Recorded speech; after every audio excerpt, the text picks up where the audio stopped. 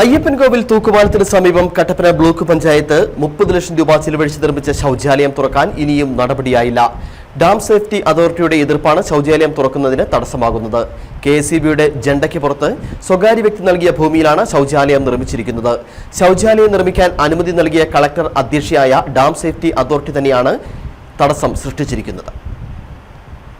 ശൌചാലയത്തിന്റെ നിർമ്മാണത്തിന് അനുമതി നൽകിയ അതേ കളക്ടർ അധ്യക്ഷയായ ഡാം സേഫ്റ്റി അതോറിറ്റിയാണ് ശൌചാലയത്തിന് വൈദ്യുതി നൽകുന്നതിന് തടസ്സം നിൽക്കുന്നത്. നിർമ്മാണം ആരംഭിച്ച് പൂർത്തിയാകും വരെ ഡാം സേഫ്റ്റി ഒരു എതിർപ്പും അറിയിച്ചിരുന്നില്ല.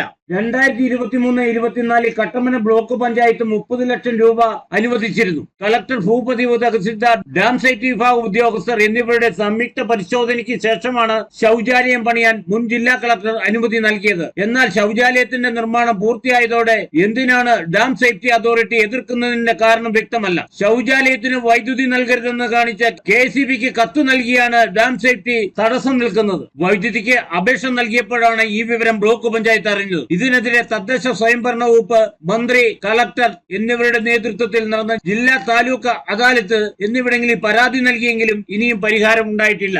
ആ ശൗചാലയം ഇന്ന് വരെയും തുറന്നു കൊടുക്കുവാനായിട്ട് കഴിഞ്ഞിട്ടില്ല. അതേ മാനദണ്ഡങ്ങളുള്ള തോണത്തടിയിൽ ഒരു ചെക്ക് ഡാം നിർമ്മിക്കുന്നതിന് വേണ്ടിയുള്ള എല്ലാവിധ തീരുമാനവുമാണ്. അവിടെ ഈ ചെക്ക് ഡാം നിർമ്മിക്കാമെങ്കിൽ എന്തുകൊണ്ട് നമുക്ക് ഈ ശൗചാലയം തുറന്നു കൊടുക്കാൻ പറ്റില്ല? ഡാം സേഫ്റ്റി അതോറിറ്റിയുടെ ചെയർപേഴ്സണാണ് കളക്ടർ. ആ കളക്ടർ തീരുമാനമെടുത്തുകൊണ്ട് ഈ ബാത്റൂം തുറന്നു കൊടുക്കാവുന്നതാണ്.